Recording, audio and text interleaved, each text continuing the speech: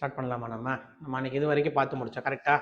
S A node AV node வரைக்கும் பார்த்து முடிச்சிட்டோம். ஃபுல்லாக ஹார்ட் வரைக்கும் நம்ம ஃபுல்லாக பார்த்து முடிச்சிட்டோம் கரெக்டாக. அடுத்து நம்ம எங்கே போகிறோம் அப்படின்னா பிளட்டு ஹெட்டிங் போட்டுங்க. நம்ம ஹார்ட் வந்து ஃபுல் அண்ட் ஃபுல் என்ன சொன்னேன், கான்செப்ட் சொன்னேன். பிளட் வந்து ஃபுல் அண்ட் ஃபுல் வந்து என்னது, தியரி பார்ட். சரியா, நம்ம என்ன பார்த்து முடிச்சிட்டோம், கான்செப்டோட பகுதியை பார்த்து முடிச்சோம். இப்போ நம்ம என்ன பார்க்குறோம் அப்படின்னா தியரி பார்ட் பார்க்க போகிறோம். சரியா, ஹெட்டிங் போட்டுங்க. பிளட் பிளட்ல வந்து பார்த்தீங்கன்னா மொத்தம் 2 பொருள் இருக்கும்ப்பா. ஒன்று பிளாஸ்மா, இன்னொன்று பார்த்தீங்கன்னா பிளட் கார்பசல்ஸ் அப்படின்னு சொல்லுவாங்க. பிளாஸ்மா வந்து எத்தனை பர்சன்டேஜ், 55 இருக்கும். கார்பசல்ஸ் வந்து பார்த்தீங்கன்னா 45% இருக்கும். பர்சன்டேஜ் ரொம்ப முக்கியமானது. சரியா, இந்த பிளட் கார்பசல்ஸுக்கு கீழே தான் யார் வருவா அப்படின்னு பார்த்தீங்கன்னா ஆர்பிசி, டபிள்யூபிசி, பிளேட்லெட்ஸ். இந்த 3 எது கீழே வரும்னு பார்த்தீங்கன்னா இந்த பிளட் கார்பசல்ஸ் கீழே வரும். அப்படின்னா மீனிங் என்னன்னு பார்த்தீங்கன்னா இந்த 3 தவிர மிச்சம் உள்ள எல்லா பொருளுமே பிளட்ல எங்கே இருக்குன்னு பார்த்தீங்கன்னா பிளாஸ்மால தான் இருக்கும். பிளட்ல பார்த்தீங்கன்னா ஒரு 20-25 பொருளுக்கு மேலே இருக்குப்பா. புரோட்டீன், ஹார்மோன்ஸ், எக்ஸெட்ரா எல்லாமே இருக்குப்பா. அது எல்லாமே எங்கே இருக்கும்னா அந்த பிளாஸ்மால தான் இருக்கும். சரியா, எலிஜிங். பிளட்டை வந்து 2 பார்ட்டாக பிரிக்கிறாங்க. பிளாஸ்மா, பிளட் கார்பசல்ஸ் அப்படின்பாங்க. பிளாஸ்மா வந்து 55% இருக்கும். கார்பசல்ஸ் வந்து எத்தனை பர்சன்டேஜ் அப்படின்னா 45% இருக்கும். சரியா, டெஸ்ட் அப்போ என்ன பண்ணுவாங்க அப்படின்னா பிளாஸ்மாவை தனியாக பிரித்து எடுத்துருவாங்க. சரி, அந்த பிளாஸ்மா தான் அந்த ப்ரோட்டீன் தயார் பண்ணுறதுக்கு, ப்ளஸ் அந்த ஸ்கின் ஆயின்மெண்ட் எல்லாத்துக்குமே இந்த பிளாஸ்மா தான் யூஸ் பண்ணுவாங்க. பார்த்துருக்கீங்களா, ஸ்கின் சர்ஜரி, ஸ்கின் ட்ரீட்மெண்ட்டுக்கு, ஸ்கின் கேரில் போடுற கிளினிக் எல்லாமே வந்துட்டு இந்த பிளாஸ்மா செல்ஸ் தான் யூஸ் பண்ணுவாங்க. பிளாஸ்மா வந்துட்டு சரியா. பிளட்டை வந்து டெஸ்ட் டியூப்ல வச்சு சென்ட்ரிஃபியூஜ் பண்ணுவாங்க. பார்த்துருக்கீங்களா, சென்ட்ரிஃபியூஜ்னா என்னது, சென்ட்ரிஃபியூகல் ஃபோர்ஸ், சென்ட்ரிபீட்டல் ஃபோர்ஸ். மொத்தம் 2 ஃபோர்ஸ் இருக்குது. சென்ட்ரிபீட்டல் ஃபோர்ஸ்னா என்னது, சென்ட்ரிஃபியூகல் ஃபோர்ஸ்னா என்னது, 2 ஒண்ணா 2 வேற வேறையா? கண்டிப்பா 2 வேற வேற தான். என்ன 2 வார்த்தை எழுதி போட்டிருக்கேன். சரி, சென்ட்ரிபீட்டல் ஃபோர்ஸ்னா என்ன, சென்ட்ரிஃபியூகல் ஃபோர்ஸ்னா என்ன?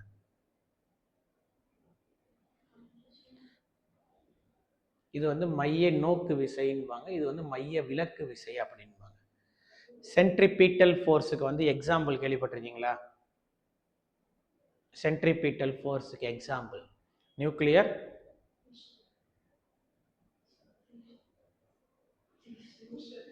அந்த பக்கம் வர ஈஸியானதே வந்துருங்க. நியூக்ளியர் ஃபியூஷன், நியூக்ளியர் ஃபியூஷன்ங்கிறது வேற. இது சென்ட்ரிபீட்டல் ஃபோர்ஸ், சென்ட்ரிஃபியூகல் ஃபோர்ஸ் இது வேற.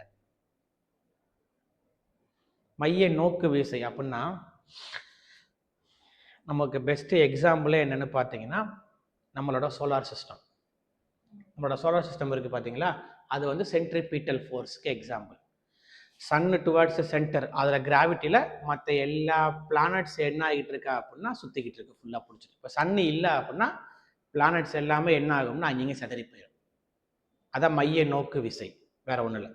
அதே மாதிரி இந்த மெரிகோ ரவுண்ட் இருக்கும் பார்த்தீங்களா, சென்டரில் பில்லர் சுற்றும் பாருங்க, அது மெரிகோ, அது சென்ட்ரிபீட்டல் ஃபோர்ஸ் தான்.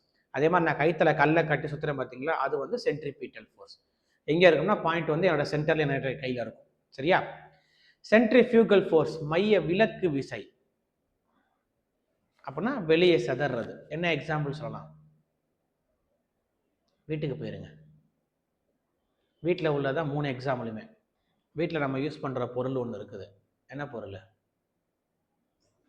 வீட்டில் என்னென்னத்தையும் யூஸ் பண்ணுவோம், சாப்பிட்றதுக்கு யூஸ் பண்ணக்கூடிய ஒரு பொருள். ஃபர்ஸ்ட் வார்த்தை எம்ல ஆரம்பிக்கும். இவ்வளோக்குள்ள கொடுத்துட்டேன். மிக்சி, சட்னி அரைக்கிறோம் பார்த்தீங்களா, அது எல்லாமே சென்ட்ரிஃபியூகல் ஃபோர்ஸ், மைய விலக்கு விசை. வாஷிங் மிஷின் ட்ரையர் ஓடுதா, வாஷிங் மிஷின் ட்ரையர், அதுவும் சென்ட்ரிஃபியூகல் ஃபோர்ஸ் தான்.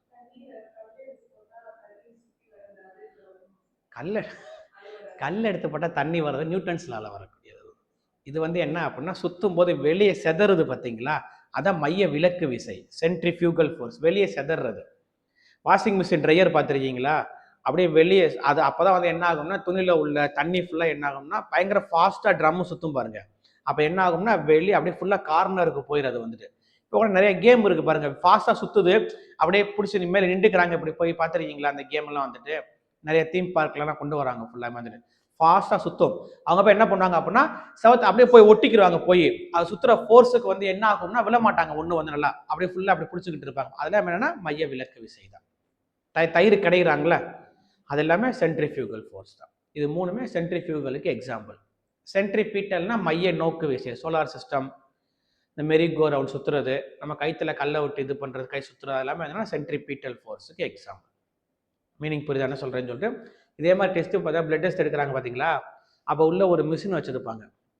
அந்த மிஷினில் என்ன பண்ணாங்கன்னா டெஸ்ட் டியூப் பிளட்டை வச்சுட்டு இந்த மாதிரி ஃபுல்லாக டெஸ்ட் டியூப் சுற்றி வச்சுருவாங்க. வச்சுட்டு அந்த மிஷின் ஆன் பண்ணிட்டு மிஷின் பயங்கர ஃபாஸ்ட்டாக சுற்றும். அப்படியே வெளியே செதற மூடி வச்சுருவாங்க, வெளியே செதற மாதிரி சுத்தமாக. அப்போ ஆட்டோமேட்டிக்காக என்ன ஆகும்னா பிளட்டு தனியாகவும் பிளாஸ்மா தனியாகவும் பிரிஞ்சிடும் அந்த ஃபோர்ஸை சுற்றும் போது. அப்போ பிளாஸ்மா தனியாக எடுத்துக்கிடுவாங்க, பிளட் என்ன பண்ணுவாங்க டெஸ்ட்டுக்கு வந்து பிரித்து எடுத்துக்கிடுவாங்க. அவ்வளோ சரியா? எழுதிட்டீங்களா? அது இந்த பாயிண்ட் முக்கியமானதுப்பா. சென்ட்ரிபீட்டல் சென்ட்ரிஃபியூகல் இங்கே இல்லாட்டாலும் நமக்கு எங்கே தேவைப்படும், பிசிக்ஸில் வரக்கூடிய பாயிண்ட் அது வந்துட்டு. சரியா? நியூக்ளியர் ஃபியூஷன், நியூக்ளியர் ஃபியூஷன் வந்து என்டையராக வந்து என்னது, அது வேற பிரின்சிபல். அது வந்து அவ்வளோ.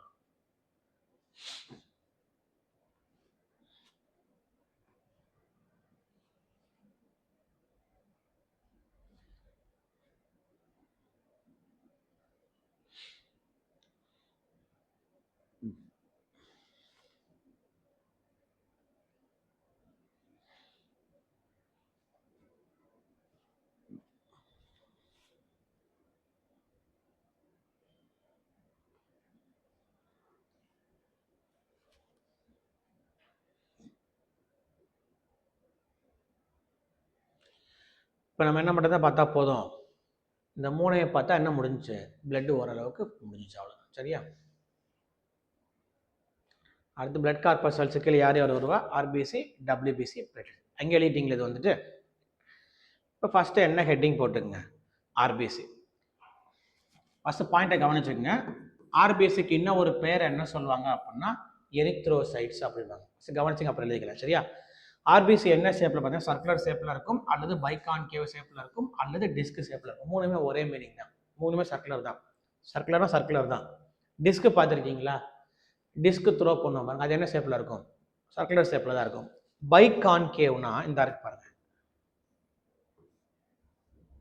இதுக்கு பேர் தான் பைகான்கேவ். இருபக்க குழியாடி. இப்படி இதை இப்படி படுக்க வச்சு பாருங்க,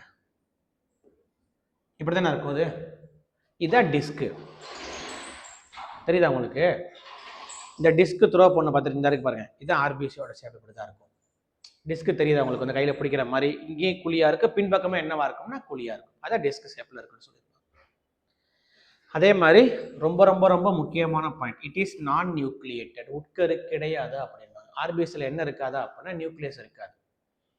ஆர்பிசிலே இருக்காது, பிளேட்லெட்ஸ் நியூக்ளியஸ் இருக்காது. அப்போ இதில் மட்டும் தான் நியூக்ளியஸ் இருக்கும், டபிள்யூபிசி நியூக்ளியஸ் இருக்கும். அது ஒரு முக்கியமான பாயிண்ட். ஒரு குரூப் 4 கொஸ்டின் அது வந்துடுச்சு. எதில் நியூக்ளியஸ் இருக்கும்னு சொல்லி கேட்டிருந்தேன். எதில் இருக்கும்னா டபிள்யூபிசியில் மட்டும் தான் நியூக்ளியஸ் இருக்கும். சரியா? இட் இஸ் நான் நியூக்ளியேட்டட் அப்படின்னா உட்கரு கிடையாது. ஆனால் முக்கியமான பாயிண்ட், பிறந்த குழந்தைக்கு வந்து என்ன இருக்கும்னா ஆர்பிசியில் நியூக்ளியஸ் இருக்கும். குழந்தை பிறக்குது பார்த்தீங்களா, அந்த குழந்தையோட ஆர்பிசியில் நியூக்ளியஸ் இருக்கும். ஆனால் அவங்க வளர வளர ஆட்டோமேட்டிக்காக அது என்ன ஆயிரும் அப்படின்னா டெஸ்ட்ராய் ஆயிரும். அதுக்கடுத்து புதுசாக உருவாகிற ஆர்பிசி இருக்குது பார்த்தீங்களா, அது நியூக்ளியஸ் இல்லாமல் தான் உருவாகும். ஏன்னா எனக்கு ஆர்பிசியோட முக்கியமான பணி என்னப்பா, அந்த ஆர்பிசி இருக்குல்ல, ஆர்பிசியோட முக்கியமான ஒர்க் என்னது? Very good. நம்ம உடம்பு எல்லா பகுதிக்கும் ஆக்சிஜனை பிளட்டு கொண்டு போகுதுன்னு படிச்சோம்லப்பா, சொன்னேன் ஞாபகம் இருக்கா? அதை பிளட்டு கொண்டு போகாது, பிளட்ல உள்ள ஆர்பிசி தான் கொண்டு போகும். இந்த ஆர்பிசியோட முக்கியமான வேலை என்னது, உடம்புல உள்ள எல்லா பகுதிக்கும் ஆக்சிஜனை கேரி பண்ணி கொண்டு போகிறது. அப்போ எனக்கு ஒரு வீடு இருக்கு அப்படின்னா அந்த வீடு வந்துட்டு ஃப்ரீயா இருந்தாதான் நான் நிறைய ஆக்சிஜன் எடுத்துட்டு போக முடியும். அப்போ அந்த வீட்டில் ஆளு நிறைய திங்ஸ் நான் சேர்த்து வச்சுக்கிட்டேன் அப்படின்னா ஆக்சிஜன் எடுத்துட்டு போறது எல்லா அளவு என்ன ஆயிரும்னா கம்மியாயிரும். கரெக்டா? அதனால ஆர்பிசி என்ன பண்ணுச்சு அப்படின்னா, நான் நிறைய ஆக்சிஜன் எடுத்துட்டு போகணும், எனக்கு என்ன தேவையில்லை, எனக்கு நியூக்ளியஸ் வேண்டாம்னு என்ன பண்ணிடுச்சுன்னு எழுதி கொடுத்துருச்சு அது வந்து. அப்போ அந்த நியூக்ளியஸ் அடைச்ச இடத்துல நம்ம என்ன பண்ணலாம், நான் நிறைய ஆக்சிஜனை வந்து என்ன பண்ணலாம், உடம்புல எல்லா பாடி பார்ட்ஸ்க்கு எடுத்துட்டு போறதுக்கு வழி இருக்கும். அதனால ஆர்பிசியில் என்ன இருக்காது அப்படின்னா நியூக்ளியஸ் இருக்காது. தெளிவாக கேட்டீங்க. ஆர்பிசியில் நியூக்ளியஸ் இருக்குமானா என்ன ஆன்சரு? இருக்காது. ஆனால் அவனே ஸ்பெசிஃபிக்காக நியூ பார்ன் பேபிஸ்ன்னு கொடுத்துட்டான் அப்படின்னா அப்போ என்ன போடணும், நியூக்ளியஸ் ப்ரெசன்ட்னு போடணும். அதனால தான் குழந்தைக்கு அதிக மூச்சு வாங்க பார்த்துருக்கீங்களா, ஃபாஸ்ட்டாக மூச்சு விடும் பார்த்துருக்கீங்களா, அப்போ தான் என்ன ஆகும்னு ஆக்சிஜன் வந்து போகும் உடம்புக்கு வந்துடும். ஏன்னா அதில் என்ன இருக்காது, ஆர்பிசி நியூக்ளியஸ் இருக்குமா, அப்போ ஆக்சிஜன் எடுத்துகிட்டு போகிற கண்டென்ட் வந்து ரொம்ப கம்மியாக இருக்கும். அதனால தான் என்ன பண்ணணும்னா வேக வேகமாக இழுத்து விடும் குழந்தைங்க வந்து மூச்சு வந்துடும். பார்த்துருக்கீங்களா, பிறந்த குழந்தை மூச்சு விடும் வேகமாக, பயங்கர ஃபாஸ்ட்டாக மூச்சு விடும் பார்த்துருக்கீங்களா. அதுக்கு என்ன காரணம் அப்படின்னா ஆர்பிசியில் நியூக்ளியஸ் இருக்குது, ஆக்சிஜன் எடுத்துகிட்டு போகிற குவான்டிட்டி கம்மியாக இருக்குது. அப்போ அடுத்தடுத்து என்ன பண்ணணும், ஃபாஸ்ட்டாக பம்பிங் பண்ணி ஆக்சிஜன் எல்லா பாடி பார்ட்ஸும் கொண்டு போகணும். அவ்வளோதான், வேற ஒன்றும் சரியா. அடுத்து 1 cubic mm ஆஃப் பிளட்ல வந்து எவ்வளவு ஆர்பிசி இருக்குன்னு பார்த்தீங்கன்னா 5 மில்லியன் ஆஃப் ஆர்பிசி இருக்கும். சரியா. அடுத்து ஆர்பிசி எங்கே உற்பத்தி ஆகும் அப்படின்னு பார்த்தீங்கன்னா ரெட் போன் மேரோ, எலும்பு மஜ்ஜை அப்படின்னு சொல்லுவாங்க. சரியா. அதே மாதிரி ஆர்பிசி வந்து எங்கே டெஸ்ட்ராய் ஆகும் அப்படின்னு பார்த்தீங்கன்னா ஸ்பிளீன் லிவரில் போய் டெஸ்ட்ராய் ஆகும். இங்கே உற்பத்தி ஆகும்.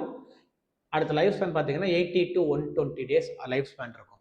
அப்போ இங்கே உற்பத்தி ஆகும், இத்தனை நாள் உயிரோட இருக்கும். டேஸ் முடிஞ்சிருச்சா அப்படின்னா ஆட்டோமேட்டிக்காக என்ன ஆகும், ஸ்பிளீன் லிவரில் போய் என்ன ஆயிரும்னா ஆட்டோமேட்டிக்காக அதுவே டெஸ்ட்ராய் ஆகும். திரும்ப ஆர்பிசி என்ன ஆகும், இங்கே வந்துட்டு உற்பத்தி ஆகும். இந்த ப்ராசஸ் வந்து ஃபுல்லாக லைஃப் டைம் கண்டினியூ ஆகிட்டே இருக்கும் ஃபுல்லாக. சரியா.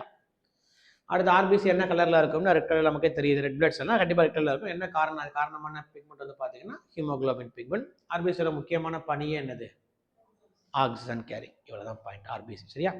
தெளிவாக பாயிண்டாக எழுதிங்க. ஆர்பிசிக்கு இன்னும் ஒரு பேர் வந்து எரித்ரோசைட்ஸ். ஆர்பிசி என்ன ஷேப்பில் இருக்கும் எல்லாமே தெளிவாக எழுதிங்க. நீங்கள் கொஞ்சம் நீங்கள் இப்போ தான் புதுசாக வந்திருக்கீங்களப்பா, அது வந்துட்டு அந்த பேஜை மட்டும் விட்டுட்டு இதுலேருந்து இப்படியே கண்டினியூ பண்ணுங்க. அப்படியே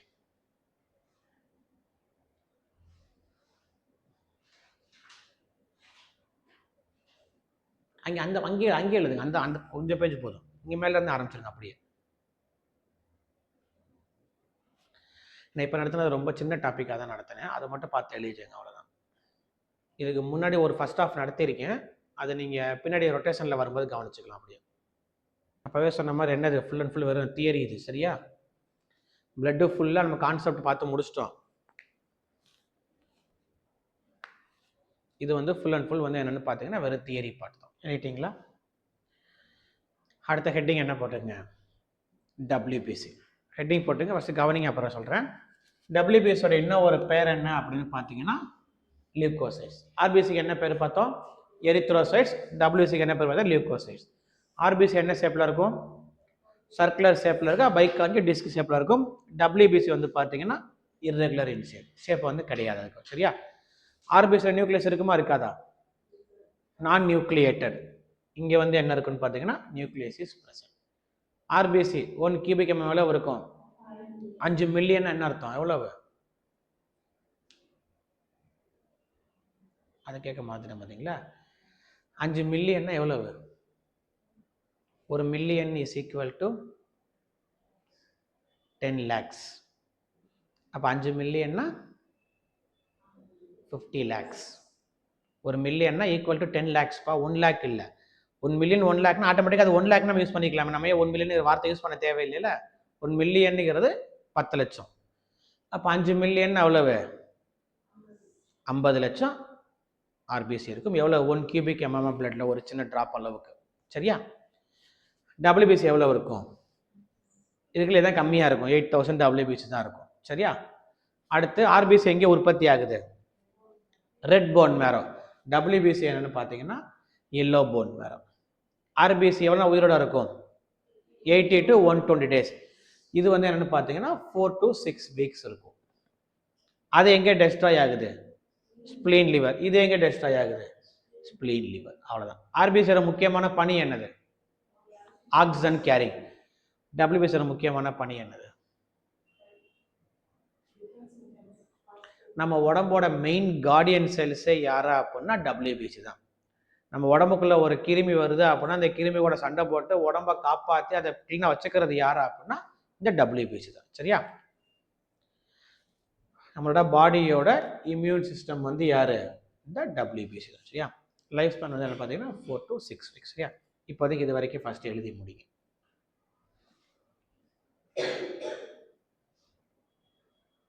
அதே மாதிரி மொத்தம் வந்து 5 டைப் ஆஃப் டபிள்யூபிசி இருக்குப்பா. Monocytes, lymphocytes, ஈசினோஃபில், பேசோஃபில், neutrophils.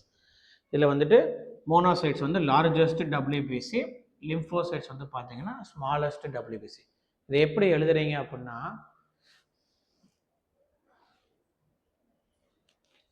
இப்படி நடுவில் எழுதுங்க.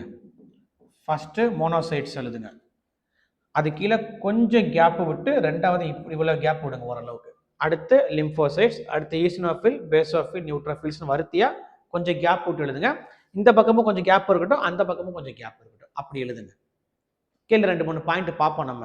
அதை நம்ம என்ன பண்ணலாம் அப்படின்னா நேரம் அப்படியே எழுதிக்கிறலாம். அதுக்காகத்தான் கொஞ்சம் இடம் விட்டு எழுத சொன்னேன். சென்டரில் எழுதுங்க, அவ்வளோதான். ஃபர்ஸ்ட் மோனோசைட் எழுதுங்க, அடுத்து லிம்போசைட்ஸ் எழுதுங்க. மோனோசைட் இதை ஃபர்ஸ்ட் எழுதுங்க, ரெண்டாவது லிம்போசைட்ஸ், அடுத்து இது 3 அப்படியே எழுதுங்க. ஈசினோஃபில், பேசோஃபில், நியூட்ரோஃபில்ஸ். பக்கத்திலே பிராக்கெட்ல என்ன போட்டுங்க, இந்த இடத்துல அப்படி இதே மாதிரியே போட்டுங்க. இது வந்து என்னன்னு பார்த்தீங்கன்னா லார்ஜஸ்ட் WBC, அது வந்து என்னது ஸ்மாலஸ்ட். லார்ஜஸ்ட் வந்து என்னன்னு பார்த்தீங்கன்னா மோனோசைட்டு, ஸ்மாலஸ்ட் வந்து என்னன்னு பார்த்தீங்கன்னா லிம்போசைட்ஸ். இந்த மொத்த WBC மொத்தம் 5 குரூப் இருக்கு பார்த்தீங்களா, அந்த 5 வந்து எப்படி பிரிப்பாங்க அப்படின்னா 2 கேட்டகரியாக பிரிப்பாங்கப்பா. ஒன்று கிரானுலோசைட்ஸ், ரெண்டாவது வந்து பார்த்தீங்கன்னா ஏ கிரானுலோசைட்ஸ் அப்படின்பாங்க. ஏ வந்து என்ன மீனிங் தெரியுமா? ஏ வந்து ஆப்சண்ட்னு அர்த்தம், அவ்வளோதான். கிரானுலோசைட்ஸ் அப்படின்னா என்ன பார்த்தீங்கன்னா அதோட சைட்டோபிளாசத்தில் வந்து குட்டி குட்டி கிரானுவல்ஸ் இருக்குதா அப்படின்னா அதுக்கு பேர் கிரானுலோசைட்ஸ். கிரானுவல்ஸ் இல்லை அப்படின்னா அதுக்கு பேர் என்னது? ஏ கிரானுலோசைட்ஸ். எப்பவுமே ஏ வந்து என்ன மீனிங்? ஆப்சன் அர்த்தம். மைட்டாசிஸ், ஏ மைட்டாசிஸ், ஏரோபிக், ஆனரோபிக் அப்படின்னா என்ன மீனிங்னா ஆப்சன் அர்த்தம். காற்றுள்ள சுவாசம், காற்றில்லா சுவாசம். மைட்டாசிஸ் நடக்குது, மைட்டாசிஸ் ஆப்சன், அதுக்கு பேர் தான் என்னது? ஏ மைட்டாசிஸ். அப்போ இந்த 3 என்ன சொல்லுவாங்க அப்படின்னா கிரானுலோசைட்ஸ் அப்படின்னு சொல்லுவாங்க.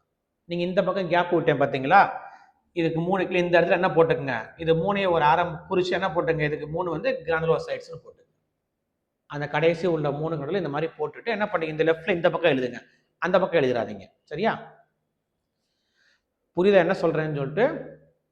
ஈசினோஃபில், பேசோஃபில், நியூட்ரோஃபில்ஸ் இந்த 3 என்ன சொல்லுவாங்க அப்படின்னா கிரானுலோசைட்ஸ் அப்படின்பாங்க. அப்படின்னா மீனிங் என்ன அர்த்தம்? சைட்டோபிளாசத்துல கிரானுவல்ஸ் இருக்கும், அதனால அதான் தேவையில்லை, சும்மா தெரிஞ்சுக்கிட்டு கிரானுலோசைட்ஸ் என்னன்னு கேள்வி கேட்பாங்க. ஒரு 3 கொடுத்துட்டு இதுல எது வந்து ஏ கிரானுலோசைட்ஸ்னு கேட்பாங்க. இந்த 3 கொடுத்துருவாங்க, ஒன்று என்ன பண்ணிடுவாங்க, லிம்போசைட்டை கொடுத்து வச்சுருவாங்க. அப்போ உங்களுக்கு என்ன தெரியணும், இது 3 கிரானுலோசைட்ஸ் தெரிஞ்சாதான் நீங்க என்ன பண்ண முடியும், அதை வந்துட்டு ஏ கிரானுல உங்களுக்கு பிரிக்க முடியும். உங்களுக்கு வந்துட்டு மீனிங் புரியுதா என்ன சொல்றேன்னு சொல்லிட்டு அந்த 2 என்ன போட்டுங்க அப்படி நீங்களும் எழுதிச்சீங்க. அந்த 2 என்ன எழுதுறீங்க அப்படின்னா ஏ கிரானுலோசைட்ஸ் எழுதிச்சீங்க, அவ்வளவுதான். லிம்போசைட்டையும் மோனோசைட்டையும் என்ன பண்ணிட்டீங்க, ஏ கிரானுலோசைட்ஸ் எழுதிச்சீங்க, அவ்வளவுதான். அப்படின்னா மீனிங் என்ன அர்த்தம்? கிரானுவல்ஸ் அதுல இருக்காது, அவ்வளவுதான், வேற ஒண்ணுமே இல்லை. இங்க பாருங்களேன், இதான் நியூட்ரோஃபில்ஸ். நியூட்ரோஃபில்ஸ் ஆனால் இந்த இருக்கு பாருங்க, தெரியுதா குட்டி குட்டியா கிரானுவல்ஸ்? இதான் நியூட்ரோஃபில்ஸ். அடுத்து ஈசினோஃபில்ஸ், தெரியுதா கிரானுவல்ஸ்? ஓகேவாப்பா? இந்த இருக்கு பாருங்க பேசோஃபில்ஸ். இந்த 3லயுமே கிரானுவல்ஸ் இருக்கும். சரியா? ரைட். இப்போ நீங்க இந்த ரைட் சைடில் என்ன எழுதுறீங்க அப்படின்னா ஒரே ஒரு பாயிண்ட் எழுதுனா போதும். சரியா?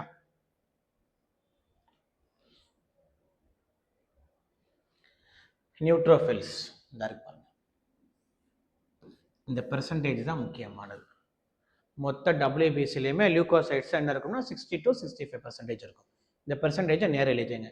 நியூட்ரோஃபில்ஸுக்கு நேரம் எழுதணும்ப்பா, மாற்றிக்கிட்டே எழுதிடாதீங்க. சரியா? லார்ஜஸ்ட், அப்போ லார்ஜஸ்ட் WBC என்னது? மோனோசைட்ஸ். குவான்டிட்டியில் லார்ஜஸ்ட் வந்து என்னது?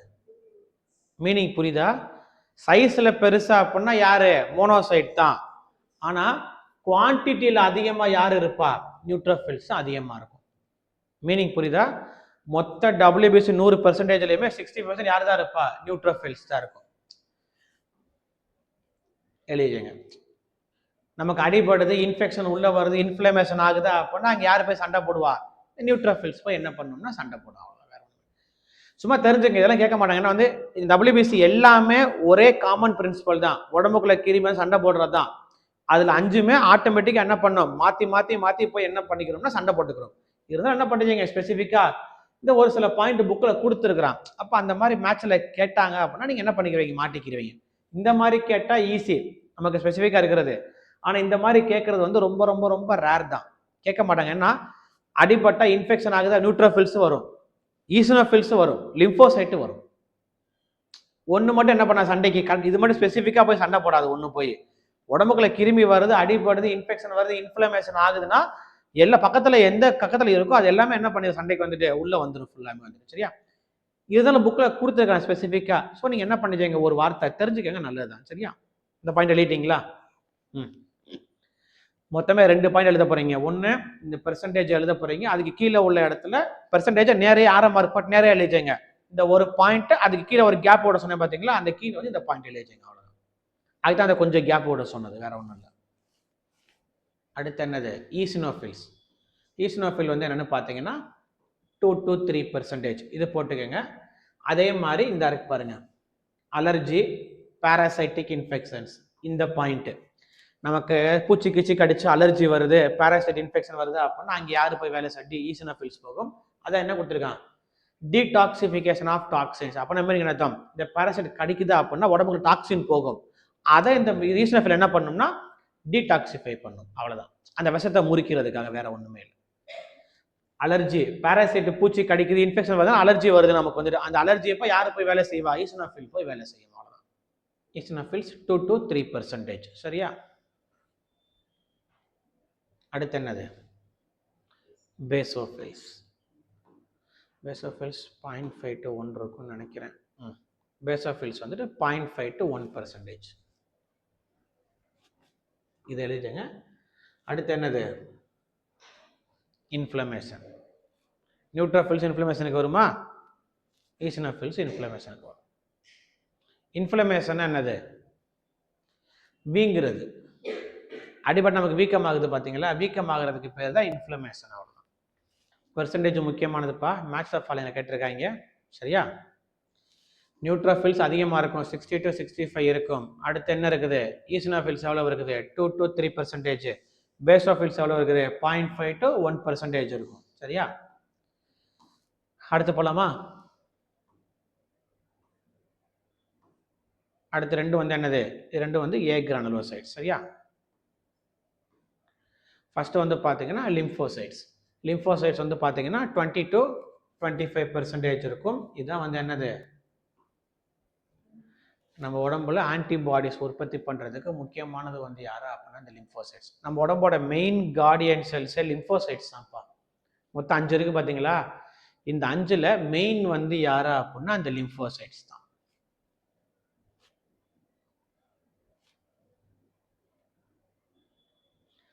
உடம்புக்குள்ள வைரஸ், பாக்டீரியா, கிருமி வருது அப்படின்னா அதுக்கு எதிராக ஆன்டிபாடிஸ் ரெடி பண்ணுறது யாரா அப்படின்னா யாரு? இந்த லிம்போசைட்ஸ் தான். ஓகேவா? அடுத்து மோனோசைட்ஸ் 5 to 6%. லார்ஜஸ்ட் யாரு? மோனோசைட் தானே.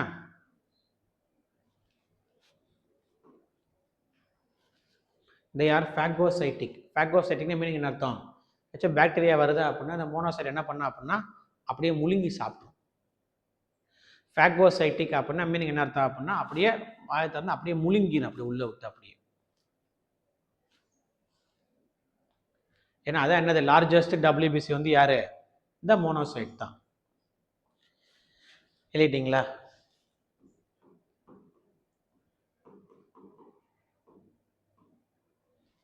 ஆன்டிஜன் அப்படின்னா என்ன? Very good. நம்ம உடம்புக்குள்ள எந்த கிருமி வந்தாலும் அதுக்கு பேர் ஆன்டிஜன்.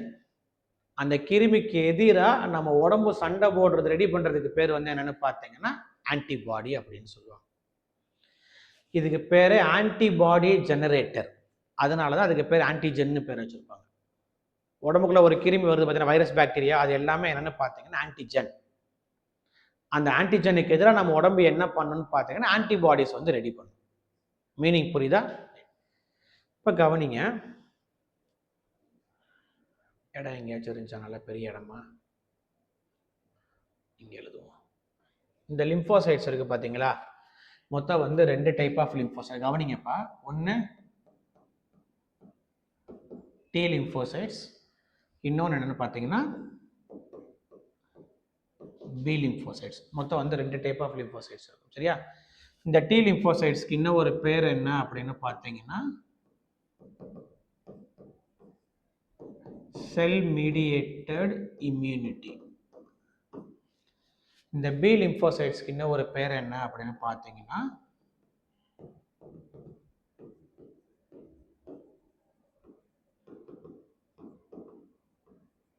Antibody mediated immunity.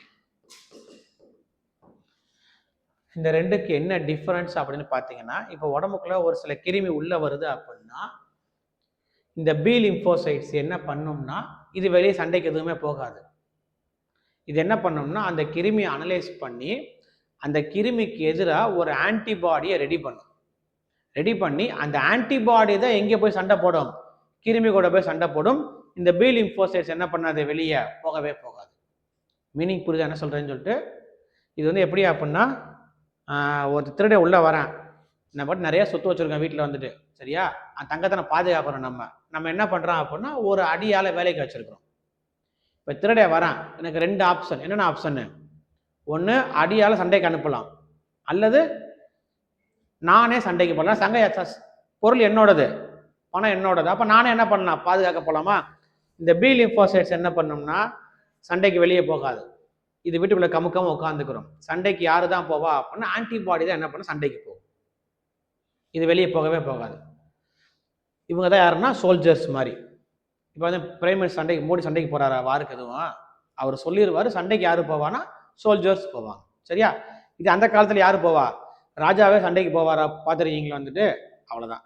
இந்த டி லிம்போசைட்ஸ் என்ன பண்ண பார்த்தீங்கன்னா, ஒரு கிருமி வருதா அப்படின்னா, இதுவே என்ன பண்ணோம்னா, கிருமி டைரெக்டாக சண்டை போட்டு கிருமியை கொன்று கிருமியோட சோர்ஸ் எங்கேன்னு பார்த்து அங்கே போய் அழிச்சிட்டு வரும். இப்போ சொல்லுங்க, டி பவர்ஃபுல்லா, பி பவர்ஃபுல்லா? டி லிம்போசைட்ஸ் தான் பவர்ஃபுல், எலிஜென்ட். அவ்வளோதான் பாயிண்ட், வேற ஒன்றும் இல்லை. இன்னும் அதில் நிறையா இருக்குப்பா, இது உள்ளே போனால் சூப்பராக இருக்கும். இம்யூனாலஜின்னு ஒரு டாபிக், ஆனால் நமக்கு சிலபஸில் இம்யூனாலஜி கிடையாது. இது உள்ளே போனால் natural immunity, acquired immunity, active immunity, passive immunity, இன்னும் உள்ளே போனால் நம்மளுக்கு பயங்கரமாக இருக்கும், நிறையா இருக்கும். ஆனால் நமக்கு சிலபஸில் என்ன கிடையாது, நமக்கு அவ்வளோ கண்டென்ட் நம்மளுக்கு தேவையில்லை. அதனால சரியா, மெயின்ஸுக்கு வேணால் ஃபியூச்சர் நம்ம என்ன பண்ணிக்கலாம், படிச்சுக்கலாம். இப்போதைக்கு டி லிம்போசைட்ஸ்னா என்ன, பி லிம்போசைட்ஸ்னா என்ன, அதுக்கு என்ன ஒரு பேர் என்ன, இதுக்கு என்ன ஒரு பேர் என்ன, எது பவர்ஃபுல் லிம்போசைட்ஸ் என்னது, அது வரைக்கும் உங்களுக்கு தெரிஞ்சா போதும். எழுதிங்களா? இப்போ அது எழுதுங்க.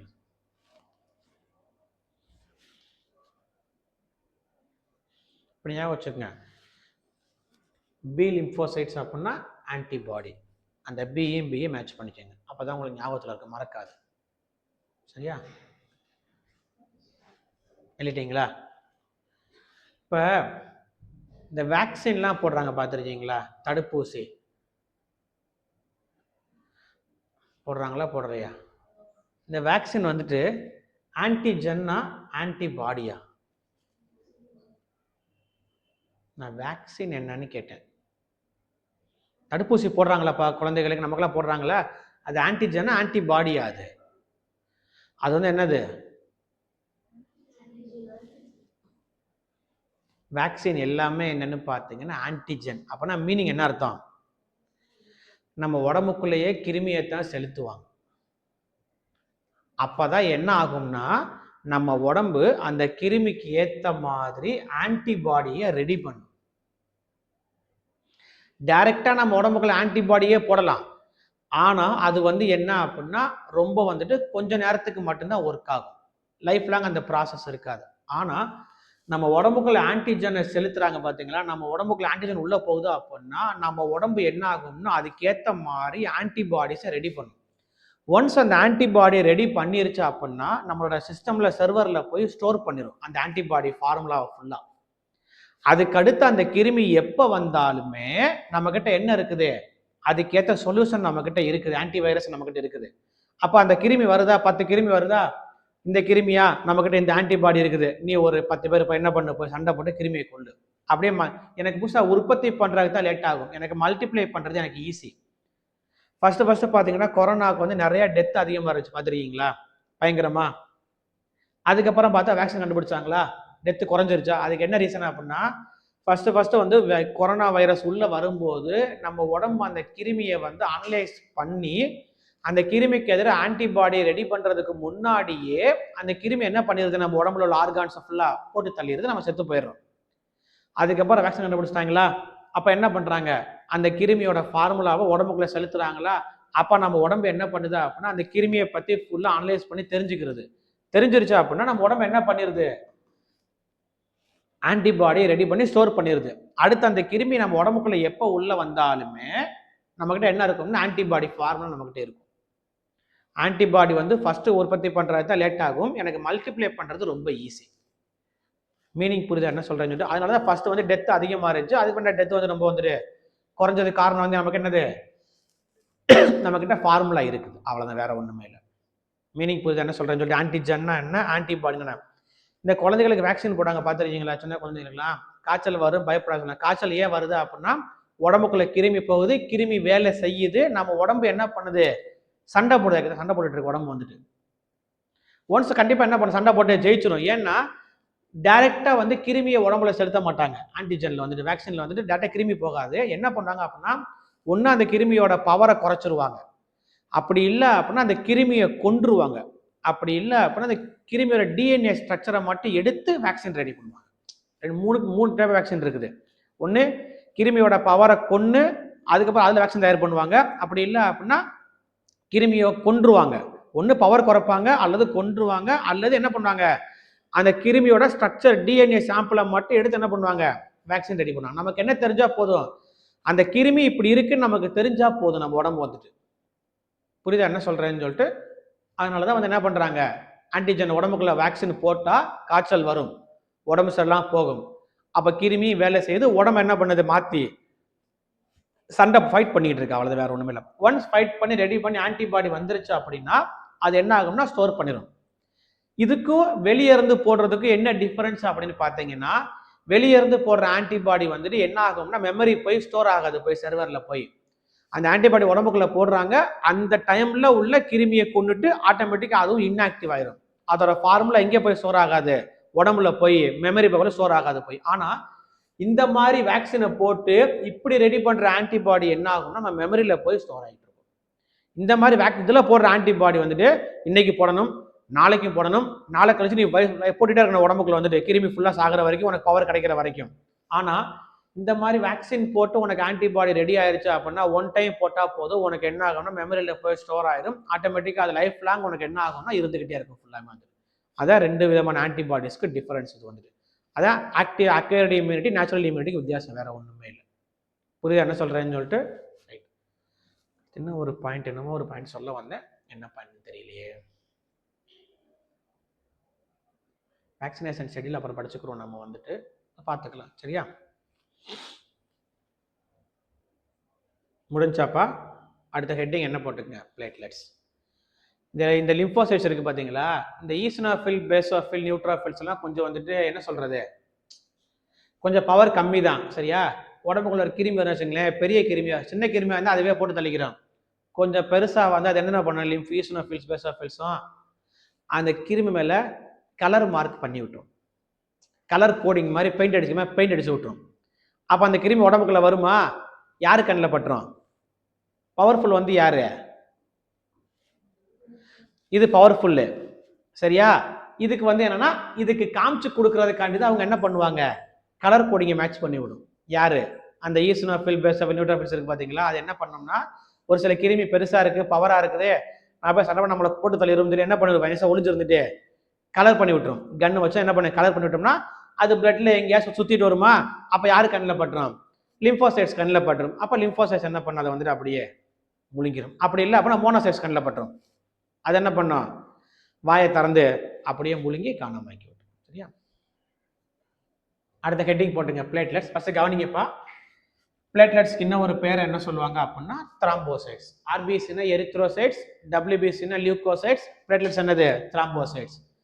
அது 5 மில்லியன் இருக்கும், இது 8000 இருக்கும். பிளேட்லெட்ஸ் எவ்வளவு இருக்கும், 2 lakhs to 4 lakhs இருக்கும். இங்கே என்ன இருக்காது, நியூக்ளியஸ் வந்து இங்கே என்னவா இருக்கும்னா ஆப்சண்டா இருக்கும். லைஃப் ஸ்பேன் வந்து எவ்வளோன்னு பார்த்தீங்கன்னா 8 to 9 days இருக்கும். பிளேட்லெட்டோட முக்கியமான பணியே என்னதுதான், பிளட் கிளாட்டிங். நமக்கு அடிப்பட்ட ரத்தம் வெளியே வருதா, திரும்ப ரத்தம் உறையுதா, அதுக்கு முக்கியமான காரணம் வந்து யாருன்னா இந்த பிளேட்லெட் தான், சரியா? எலிக்கு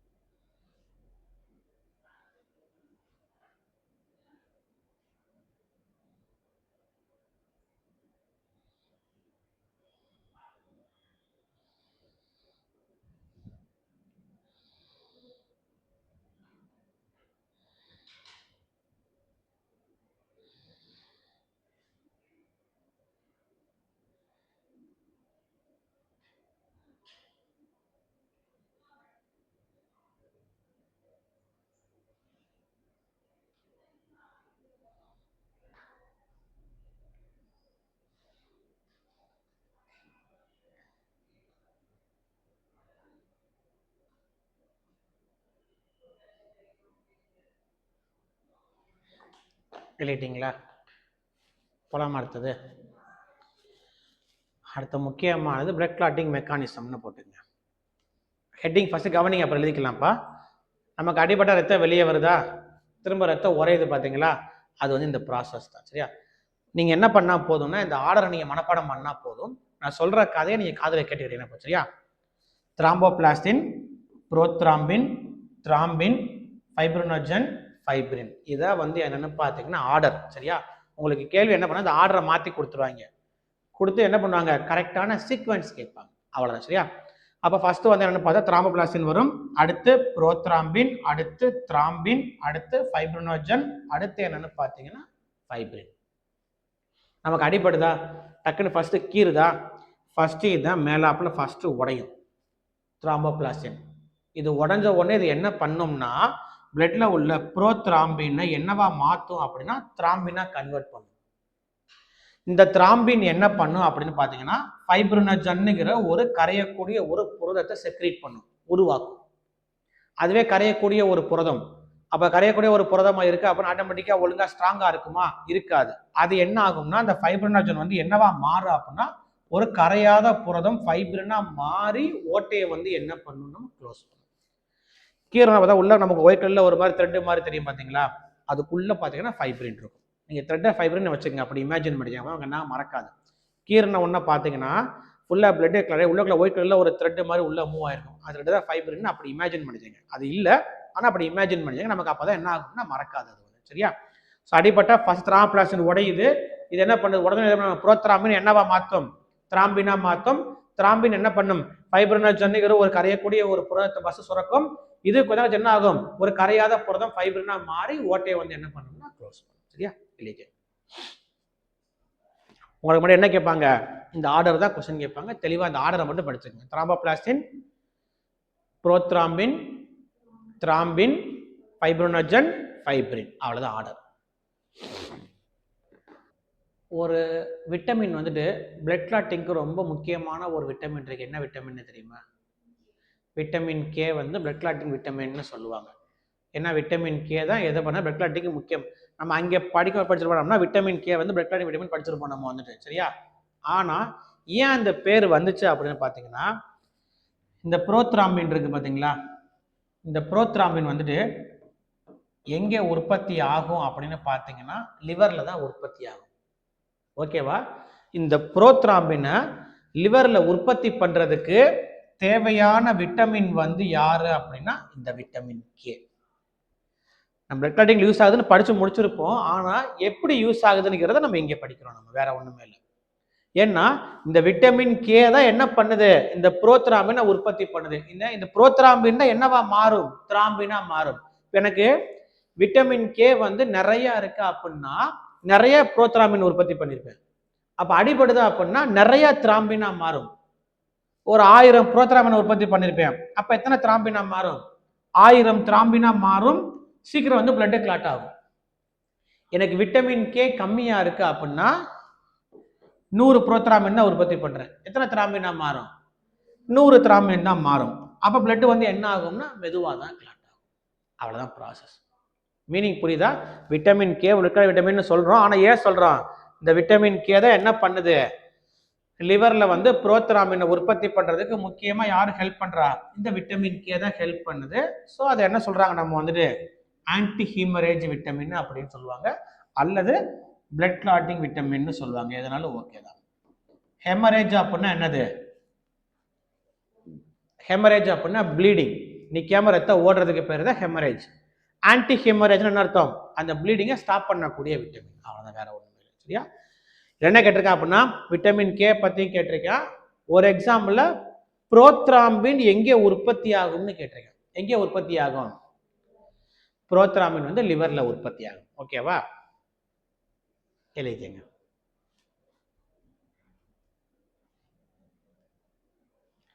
புரோத்ராம்பின் வந்து லிவர்ல தான் உற்பத்தி ஆகும். இந்த புரோத்ராம்பினை லிவர்ல உற்பத்தி பண்றதுக்கு தேவையான விட்டமின் வந்து யாரு அப்படின்னா விட்டமின் கே. அதனால விட்டமின் கேவை நம்ம என்ன சொல்லுவாங்க அப்படின்னா பிளட் கிளாட்டிங் விட்டமின்னு சொல்லுவோம், அல்லது ஆன்டி ஹெமரேஜ் விட்டமின்னு சொல்லுவோம். ஹெமரேஜ் அப்படின்னா ப்ளீடிங், ஆன்டி ஹெமரேஜ் அப்படின்னா ப்ளீடிங்கை ஸ்டாப் பண்ணக்கூடிய விட்டமின் அர்த்தம். அவ்வளோ. எழுதிட்டீங்களா?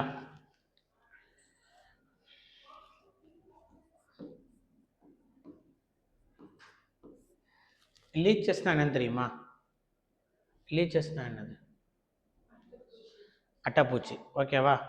இப்போ நார்மலாக நமக்கு அடிபட்டா ரத்தம் வெளியே வருது, திரும்ப ரத்தம் வந்து என்ன ஆயிருதுன்னா உறைஞ்சிருது. அது நார்மல் ப்ராசஸ். ஆனால் அட்டைப்பூச்சி இருக்குது பார்த்தீங்களா? அட்டைப்பூச்சி கடிச்சா மட்டும் ரத்தம் உறையவே உறையாது. அது உறிஞ்சி எடுத்துக்கிட்டே இருக்கும். பார்த்துருக்கீங்களா? அதுக்கு என்ன காரணம் அப்படின்னு பார்த்தீங்கன்னா, இந்த அட்டைப்பூச்சி இருக்குது பார்த்தீங்களா, இது வந்துட்டு ஒரு விதமான என்சைமை சுரக்கும்ப்பா. அந்த என்சைமுக்கு பேர் என்னன்னு பார்த்தீங்கன்னா ஹிருடின் அப்படிம்பாங்க. கவனிங்க, நானும் அட்டைப்பூச்சி நானும் கடிக்குதா, அப்போ த்ராம்பலாசன் ஃபஸ்ட்டு உடையும். இது உடஞ்சிருமா, கடிக்குமா ஃபஸ்ட்டு உடையும். கீரைனா உடையிறத ப்ராசஸ் தானே. இது உடனே என்ன பண்ணுது வந்துட்டு த்ராம்பினா மாற்றி ப்ராசஸ் பண்ணுமா. ஆனால் அட்டைப்பூச்சி கடிக்குமா த்ராம்பலாசன் ஃபஸ்ட்டு உடையும்.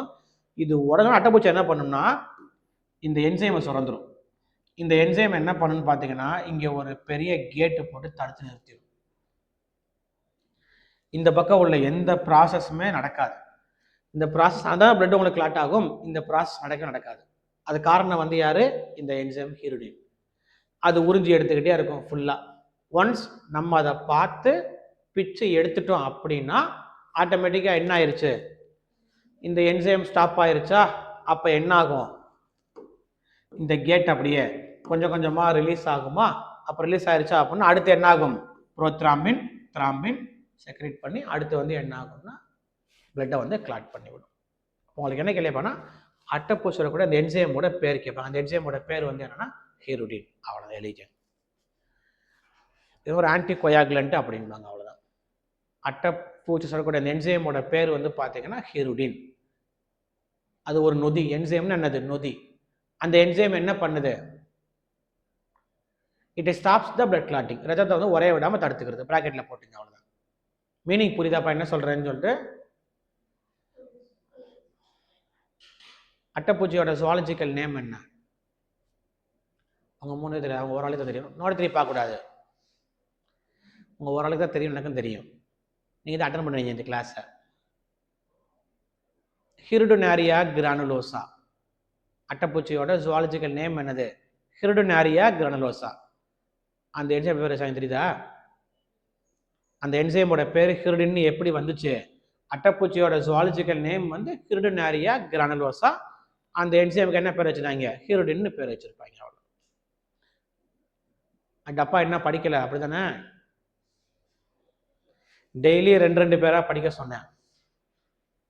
மொத்த பேரையும் தான் படிக்க முடியாது. டெய்லி என்ன பண்ணுங்க, ஒரு 2 பேர் 3 பேரை படிக்க சொல்லியிருந்தேன் நான். உங்களுக்கு கழிச்சு கேட்கவா? Very good. அதே மாதிரி டிசீஸையும் படிச்சிடணும். டிசீஸ் டப்பா எழுதி போட்டேன்ல, அதையும் படிச்சிடணும். சரியா? எழுதிட்டீங்களாப்பா? நான் ஏன் ஃபஸ்ட்டே உங்களுக்கு தியரியா எழுதி போட்டேன் அப்படின்னா அப்போ டைம் இருக்கும், உங்களுக்கு படிக்கிறதுக்கு நேரம் கிடைக்கும். அதனால தான். சரியா? அடுத்த ஹெட்டிங் போட்டுங்க. கஷ்டம் கவனிங்க. விலங்குகளும் அதன் இதயங்களும் சொல்லுவாங்க. காக்ரோச் எத்தனை சாம்பர்டு ஹார்ட் இருக்குன்னு பார்த்தீங்கன்னா 13 சாம்பர்டு ஹார்ட். 13 அறைகள் கொண்ட இதயம் இருக்கும் காக்ரோச்சுக்கு. சரியா? அதுவே இத்தனை தான் இருக்குது. எத்தனை சாம்பர் இருக்கும்? 13 சாம்பர் இருக்கும். அதை விட ஸ்பெஷல் ஐட்டம் ஒன்று இருக்குது. எர்த்வாம் 8 பேர்ஸ் ஆஃப் இன்டர். அப்போ இதயமே எவ்வளோ இருக்கும்? 8 பேர் இருக்கும் இதயமே. அதனால தான் நீங்கள் மண்புழு இருக்குது பார்த்தீங்களா, நீங்கள் மண்புழுவை எங்கே வெட்டினாலும் அது என்ன ஆகும்னா இன்னும் ஒன்றா வளர்ந்துடும். கட் பண்ண இது ஒன்று இது ஒன்றா வளர்ந்துடும். இங்கே கட் பண்ண இது ஒன்று இது ஒன்று இது ஒன்றா வளர்ந்துடும் மண்புழு வந்துட்டு. ஏன்னா ஒவ்வொரு சாம்பர் வச்சுருக்கோம், இன்டர்னல் ஹார்ட் தனியாக பிரித்து வச்சுருக்கோம். அதனால தான். சரியா? அடுத்து ஃபிஷஸ் எத்தனை சாம்பர்டு ஹார்ட் இருக்குன்னு பார்த்தீங்கன்னா 2 சாம்பர், 2 அறைகள் கொண்ட இதயம் இருக்கும். ஃபிஷஸ்க்கு அப்புறம் யார் வருவா? ஆம்பிபியன்ஸ், இருவாழ்விகள், 3 சாம்பர்டு ஹார்ட் இருக்கும். அடுத்த ரெப்டைல்ஸ், ஊர்வன, எத்தனை சாம்பர்டு ஹார்ட் இருக்கும்? 3 சாம்பர்டு ஹார்ட். ரெப்டைல்ஸ்க்கு அப்புறம் யார் வருவா?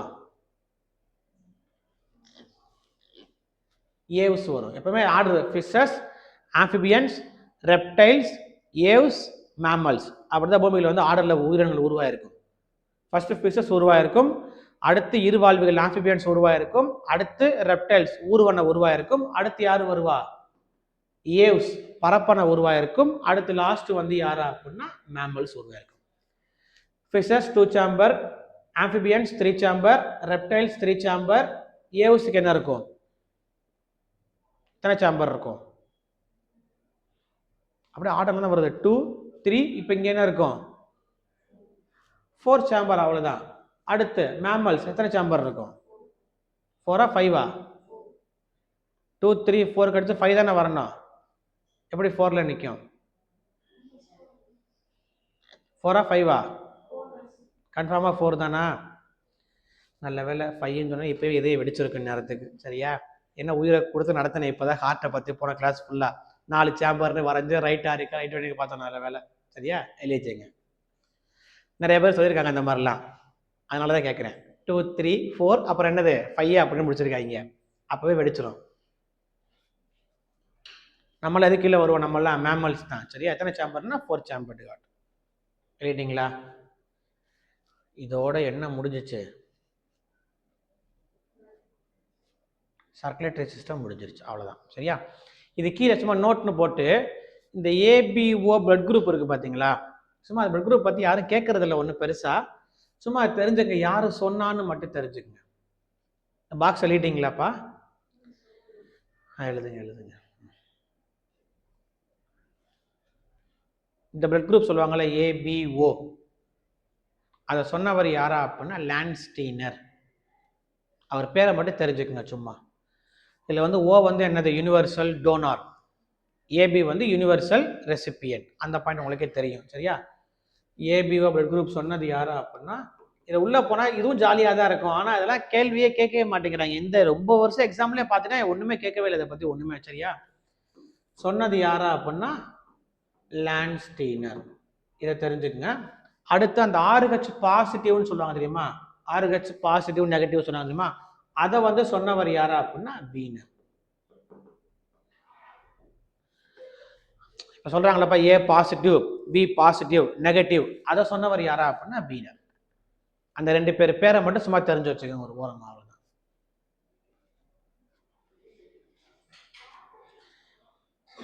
பின்னாடி டைம் இருக்கு, சும்மா என்ன பண்ணலாம், சும்மா பார்க்கலாம். இதுவும் நல்லா தான் இருக்கும். ஐஏ ஐஓ ஐபி ஆன்டிஜன் ஏ இருக்கு அப்படின்னா உடம்புக்குள்ள ஆன்டிபாடி பி இருக்கும் நம்ம உடம்புல வந்துட்டு. அது அப்படி கூட மாற்றி ஏற்ற மாட்டாங்க. ஓனுங்கிறது ஆன்டிபாடி இருக்காது, 0 ஆன்டிஜன். அப்போ எதனால ஏற்றுக்கலாம்? அதான் யூனிவர்சல் டோனார்னு கொடுத்துருப்பாங்க. அதை வந்துட்டு ஓனுங்கிறது 0ன்னு அர்த்தம். அது வந்துட்டு ஓ கிடையாது, 0 ஆன்டிஜன் இருக்காது அதில் வந்துட்டு. அப்போ அதான் என்ன பண்ணுறாங்க, அதை வந்துட்டு அது எல்லா பிளட் குரூப்லையும் கொடுக்கலாம். நம்ம வந்து யூனிவர்சல் டோனார்னு சொல்கிறாங்க அதை வந்துட்டு. அதனால தான். சரியா? இது ஜாலியாக தான் இருக்கும். அதில் ஒரு சூப்பர் கேஸ் ஒன்று வரும்.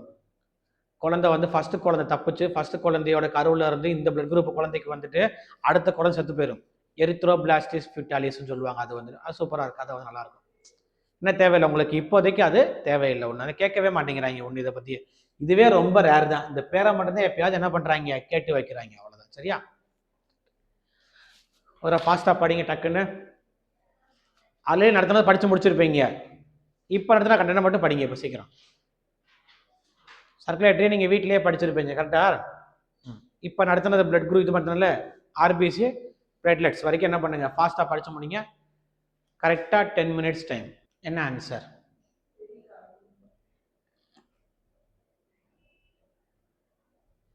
உங்களுக்கு பிரச்சனை நீங்கள் விட்டுருங்க. நீங்கள் 3 பேர் ஆன்சர் சொல்லலாம். என்ன ஆன்சரு? கன்ஃபார்மாவா? லாக் பண்ணிடலாமா?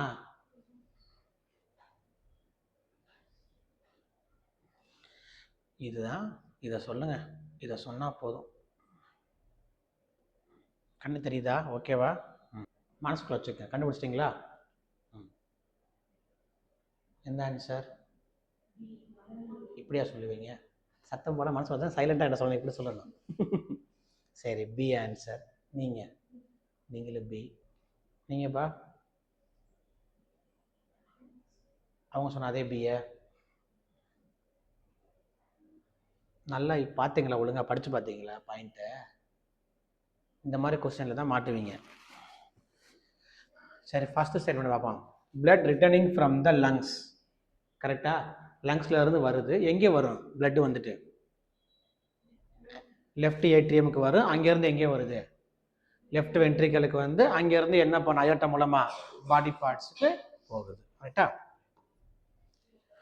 அடுத்து blood from the body collects into என்னது ரைட் ஏட்ரியம், அங்கேருந்து எங்கே வருது ரைட் வென்ட்ரிக்கல், அங்கேருந்து எங்கே போகுது லங்ஸுக்கு பியூரிஃபிகேஷனுக்கு போகுது.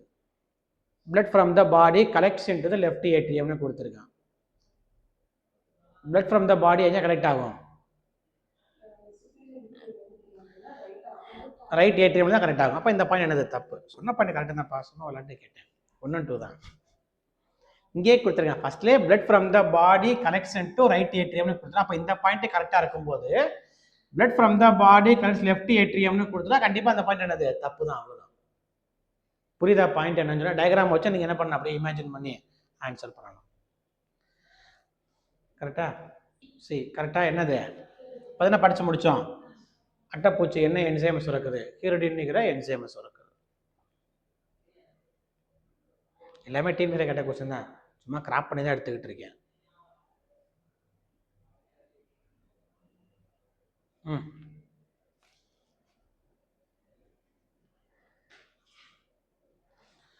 அப்படியே சும்மா சொல்லுங்க, நானே போட்டுக்கிறேன். அப்படியே மிட்ரல் வால்வ் எங்கே இருக்கும், கரெக்டா? மிட்ரல் வால்வ் அங்கே தான் வருமா? அடுத்து அதை விடுங்க, ஃபஸ்ட்டு ட்ரை பையை ஃபஸ்ட்டு முடிங்க. இப்போ கன்ஃபியூஷன் அப்படி தான் வரக்கூடாது நமக்கு. பை முடிச்சிட்டீங்க, மிட்ரல் வால்வ் முடிச்சிங்கன்னா அடுத்து என்னது ட்ரைகாஸ்பிட் எங்கே வரும், ஏக்கு வந்து 3 சிக்கு வந்து 1 கரெக்டா? ஏக்கு 3 சிக்கு 1. அப்போ நமக்கு எத்தனை ஆப்ஷன் இருக்குது, நமக்கு 2 ஆப்ஷன் இருக்குது. இப்போ நம்ம எங்கே வரணும் அப்படின்னா அடுத்த ஆப்ஷனுக்கு வரணும். அயோர்டிக் வால்வ் இது எங்கே இருக்கும்,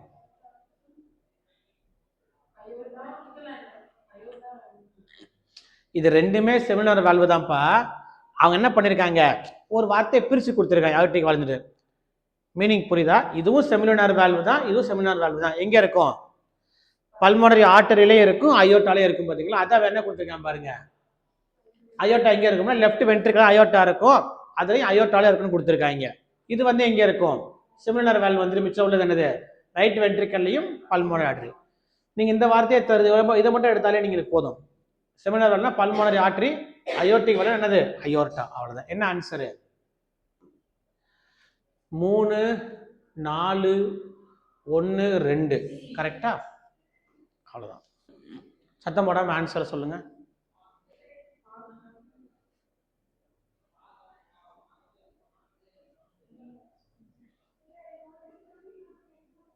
நீங்க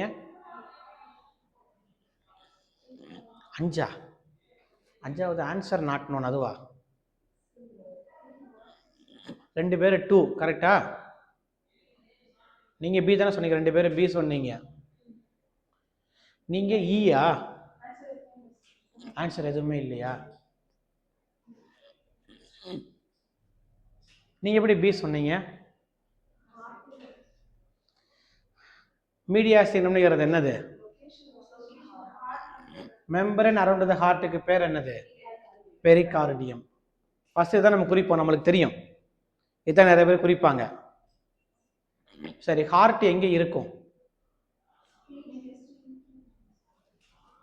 இதான் ஆன்சர் இருக்கு. அப்புறம் ஆன்சர் நாட் நோன்னு போடுவீங்க. லங்ஸ் நோட்ல தானே ஹார்ட் இருக்கும், அந்த பிளேஸ்க்கு பேர் தானே மீடியாஸ்டினம். அந்த பிளேஸ் எங்க இருக்குது, டெஸ்ட் இருக்கா? அப்படிதான் இருக்கும். கரெக்டா? இதே கிட்னின்னு கொடுத்தா நீங்க சொன்ன என்ன பண்ணலாம், ஆன்சர் நாட் நோன்னு போடலாம். லங்ஸ் தானே கொடுத்துருக்கான், லங்ஸுக்கு நடுவில் தானே என்ன இருக்கும், ஹார்ட் இருக்கும். அந்த பிளேஸ்க்கு பேர் தானே மீடியாஸ்டினம். இதுக்கு என்ன ஆன்சரு, பிளியூரா.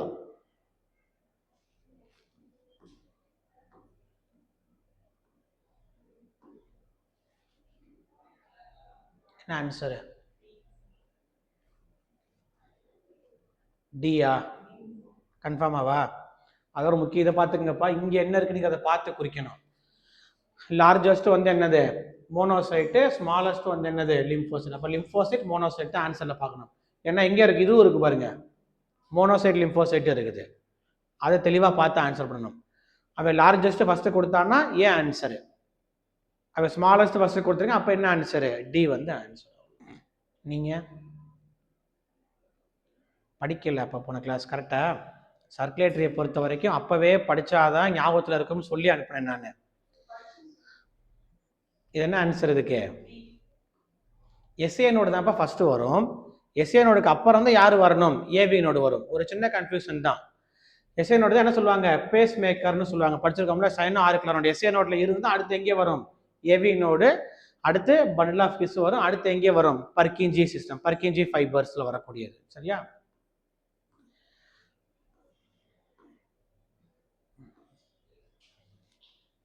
கடைசியாக படித்தது நீங்களும் சொல்லலாம். த்ராம்போசைட்ஸ் அவன் என்ன கொடுக்கல? புரோத்ராம்பின் கொடுக்கல. கொடுக்காட்டி விட்டுருங்க, பிரச்சனை இல்லை. த்ராம்போசைட்ஸ் கொடுத்துருக்கான், த்ராம்போபிளாஸ்டின், அப்புறம் என்ன வரணும்? நீங்கள் வந்துட்டு புரோத்ராம்பின் வரணும், அதுக்கப்புறம் த்ராம்பின் வரணும், ஃபைப்ரோஜன், ஃபைப்ரின். அவன் கொடுக்காதது விட்டுடலாம். அவன் கொடுத்தது கரெக்டாக இருக்கா? அவ்வளோதான். த்ராம்பினுக்கு அப்புறம் த்ராம்போசைட்ஸ் வருமா? கண்டிப்பாக இங்கே தப்பு. ஃபைப்ரோஜன் அப்புறம் என்ன வரணும்? இங்கே ஃபைப்ரின் வரும், இதுவும் தப்பு. இங்கே ஃபர்ஸ்ட் ஃபைப்ரின் கண்டிப்பாக வரவே வராது. மிச்சம் உள்ளது என்னது? இது மட்டும்தான். புரியுதா என்ன சொல்கிறேன்னு சொல்லிட்டு? Reptiles all the above. ஃபிஷஸ்க்கு 2 சேம்பர்டு ஹார்ட் தான் இருக்கும். ஆம்பிபியன்ஸ்க்கு 3 சேம்பர்டு ஹார்ட் தான் இருக்கும். ரெப்டைல்ஸ்க்கு 3 சேம்பர்டு ஹார்ட் தான் இருக்கும். அடுத்து ஏவ்ஸுக்கு என்ன இருக்கும்? 4 சேம்பர்டு ஹார்ட் இருக்கும். அவ்வளோதான். சரியா? Very good. ஓரளவுக்கு படிச்சாச்சா? இப்போ அந்த அனிமல்ஸ் ஆண்டரி ஹார்ட் எழுதுனீங்களா? அதை எடுங்க, அந்த பேஜ் எழுதிட்டு ரெப்டைல்ஸ் எழுதிருக்கீங்களா ஊர்வன, அதுக்கு பக்கத்தில் குரொக்கடைல்னு எழுதிக்கங்க. குரொக்கடைல்னு போட்டு அதுக்கு வந்து 4 சேம்பர்டு ஹார்ட் இருக்கும். ரெப்டைல்ஸ் எல்லாத்துக்குமே 3 சேம்பர்டு ஹார்ட் தான் இருக்கும். ஸ்பெசிஃபிக்காக குரொக்கடைல் முதல்ல இருக்குது பார்த்தீங்களா? குரொக்கடைலுக்கு வந்துட்டு 4 சேம்பர்டு ஹார்ட். அதை மட்டும் ஸ்பெசிஃபிக்காக எழுதிக்கங்க, வேற ஒன்றும் இல்லை. சரியா?